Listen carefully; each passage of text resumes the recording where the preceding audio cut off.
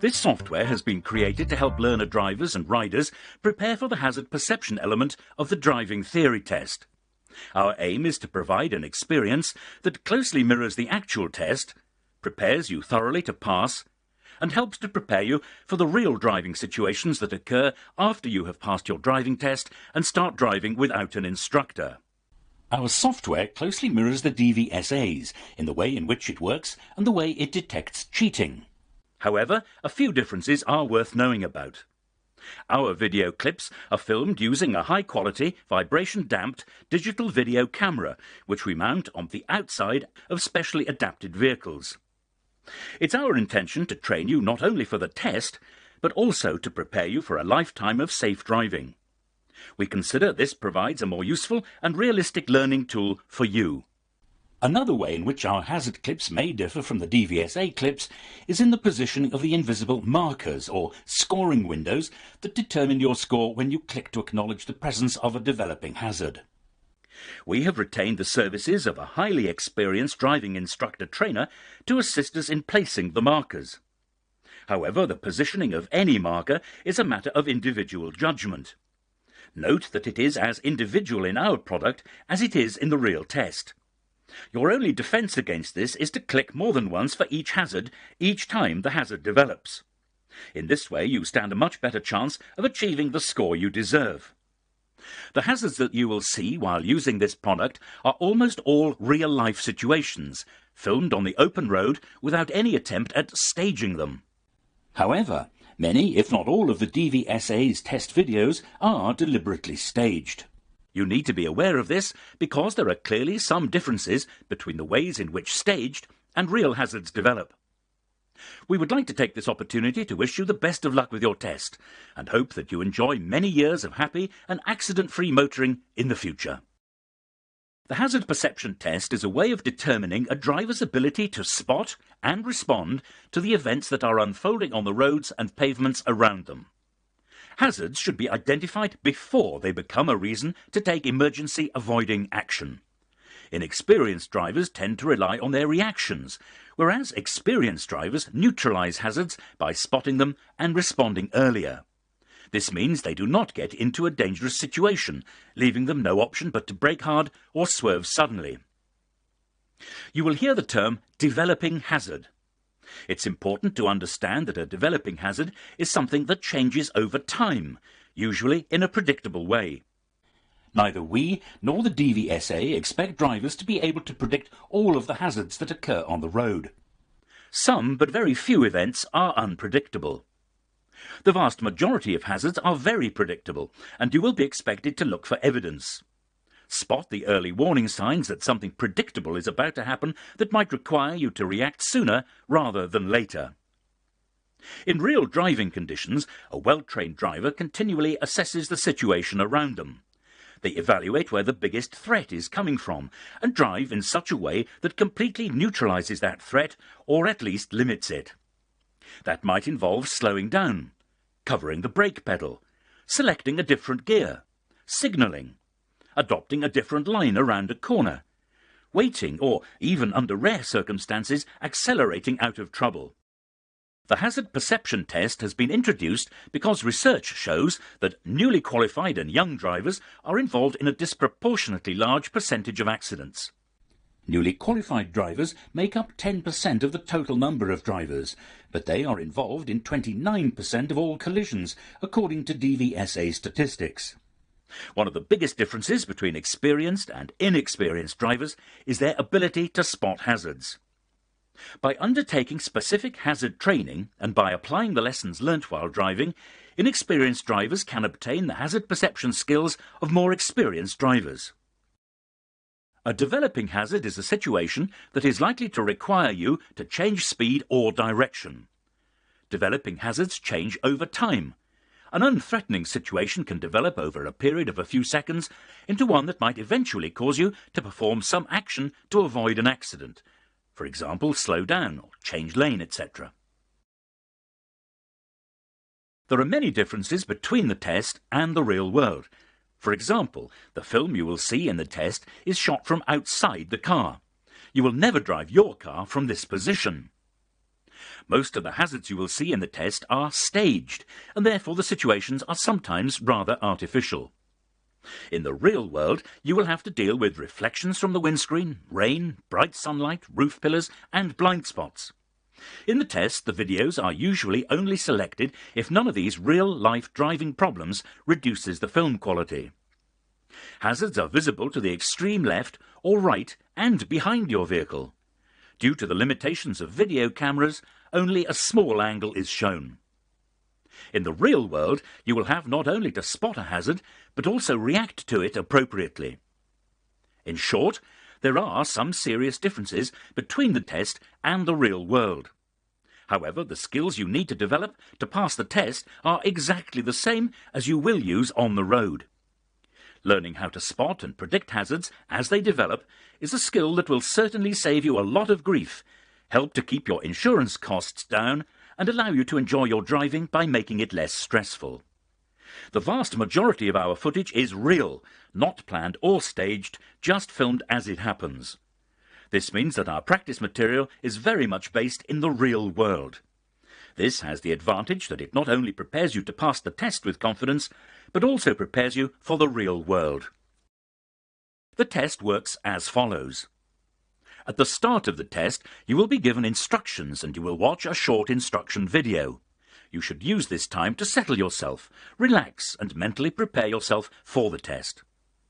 You will then see a series of 14 video clips, each one lasting a minute. There is a short gap between each for you to relax and get ready for the next clip. Of the clips, 13 contain one scoring hazard, and one of the clips contains 2 scoring hazards. In total, you are going to be marked on your ability to spot 15 hazards. The maximum score that you can achieve per hazard is 5 points, giving a total maximum possible score for the entire test of 75 points. You will have a mouse or other button to indicate your response. As you sit and watch the video, you should click with the mouse every time you spot something that you think is developing into a hazard or could develop to a hazard. To score maximum points, it is very important that you click as early as possible. Equally important is that you click each time the hazard develops or changes in any way. The reason you must do this is that even though you have spotted the potential hazard and clicked, you may have clicked before the DVSA thinks the hazard has started to develop. You will therefore score 0 unless you click again later in the hazard's development. By clicking more than once, as the hazard develops, you increase your chance of scoring. Only your best score is kept, and so long as you do not click repeatedly, you will not be penalised for clicking too many times. As one of the clips contains 2 developing hazards, it is critical that you continue to watch the film all the way to the end, even if you are confident that you have already seen and reacted to a developing hazard. Most, if not all, of the videos contain more than one item that could be considered a hazard. Do not be afraid to click on things that you think could be a hazard. It's better to click and be wrong than to fail to click and to have been right. The scoring window for each hazard in any given video clip is defined by 2 frames. The first frame, where the developing hazard is visible to the naked eye, and the last frame, where it would be too late to respond in a safe manner. This time window is divided into 5 equal-length scoring sections in which a mouse button click would gain you a score of 5, 4, 3, 2 or 1, depending on how quickly you recognise and respond to the developing hazard. A click outside the window, before the first frame or after the last frame, will score 0 points. Some experienced drivers have had problems with the hazard perception element of the theory test because they have recognised a potential hazard before it develops and have clicked before the scoring window opens. They have not clicked again as the hazard develops. This example situation should help you to understand when to click. Driving along a busy road, you spot a cyclist ahead on the left-hand side of your lane. Further ahead in the lane, you spot a lorry parked on the left-hand side. As you get closer to the cyclist, they make a rearward glance before pulling out into the middle of the road to pass the stationary lorry. You have to slow to allow the cyclist to do so. When faced with this situation, you should be thinking along the following lines. There's a cyclist ahead who will have to pull out to go around the parked lorry. I may have caught up with the cyclist by the time this happens and have to take action. At this point, you have observed a developing hazard and should click to acknowledge that. Later on, the cyclist has made a rearward glance and is therefore likely to pull out soon. I'm close enough to the cyclist that I will have to take some action when they do. Again, this change should be acknowledged with a click. Finally, the cyclist is pulling out. I will have to slow down. Another change that you should acknowledge with a click. By clicking in this fashion, or as close to it as possible, it is likely that you will avoid getting 0 points because you click too early or too late, and that should ensure that you always get some points, as long, of course, as you don't miss the hazard entirely. We have found that some of the most able drivers find themselves scoring 0 because they click too many times, for every small hazard, and are considered to be trying to cheat. They spot hazards too early and click before the window of opportunity opens, but then fail to click again as the hazard develops. It's a skill that can be learned easily with some practice and by following the advice given here. Obviously, if there was no cheat detection built into the test, you would be able to score maximum points for every hazard by clicking rapidly from the start of the clip to the end. Therefore, the DVSA have anticipated that the test detects that kind of behaviour as cheating and awards 0 points for it. There is a fine line between clicking enough times to be sure that you score maximum points and clicking so often that the test software considers that you are cheating. To stay on the right side of the line, follow this advice. Try to avoid clicking more than 3 times for any one hazard. Avoid clicking in a pattern. Click positively and avoid clicking 2 or 3 times in rapid succession. Remember that it is developing hazards that you are looking for. An obviously empty parked car with nobody near it is a hazard that you will need to negotiate, but it is not a developing hazard on its own. A parked car in the distance with its indicators on and its brake lights showing clearly could be about to pull out into your path, and therefore could well be a developing hazard. Try to click only on those things that are or could be developing hazards, and to limit the number of times you click on static hazards. Remember, this is a test of your ability to predict what could happen from the evidence you see around you or in the video clip. Using this software is a very good way of developing hazard perception and has helped hundreds of thousands of people to pass first time. However, your video memory is very powerful, and nearly all of the learning and testing value in a video clip is experienced the first time you see it. The first time you see a clip, you do not know what is going to happen, and your reactions are the result of training and instinct. The second, third, and subsequent times you see a clip, your reaction will have more to do with what you remember happens than your ability to anticipate and predict what is going to happen. This is why our software contains so many clips and ensures that you will see all of the clips once before you see any clip for the second time. We will also warn you that you have run out of new clips to see when that happens. There are 2 hazard perception training products in our range. One introductory package, which we provide alongside our multiple choice theory training software, and this more advanced product, which is dedicated to hazard perception.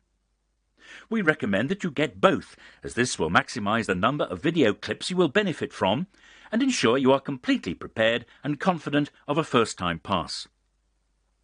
Be wary of practicing for long periods using clips that you have already seen before. This can lead to a false sense of confidence.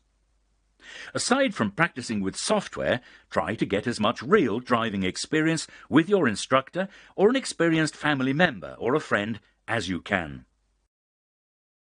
To score maximum points in the test, you need to click as soon as possible in the development of the hazard, and then to click again if and when the hazard develops to become more serious or more obvious, changes in nature due to extra vehicles or pedestrians appearing, you become more certain that avoiding action will need to be taken, you find yourself stamping on the floor in search of a brake pedal.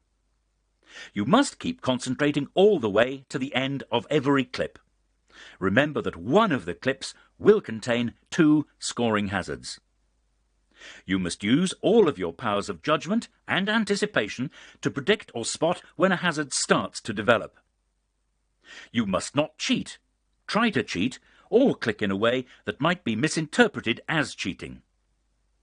You must practice, scan the entire area of the video scene, be observant and watch out for small movements, changes, road signs, pedestrians, bus stops, slip roads, cones, in fact anything that might provide a clue as to what is going to happen next. Try to anticipate where a hazard might develop. If it looks as though it is developing, then click with your mouse to indicate that you have noticed it. If the hazard changes, click again. The following list is not intended to be complete, but it links road scenarios to probable sources of hazard. In general, be alert to the following.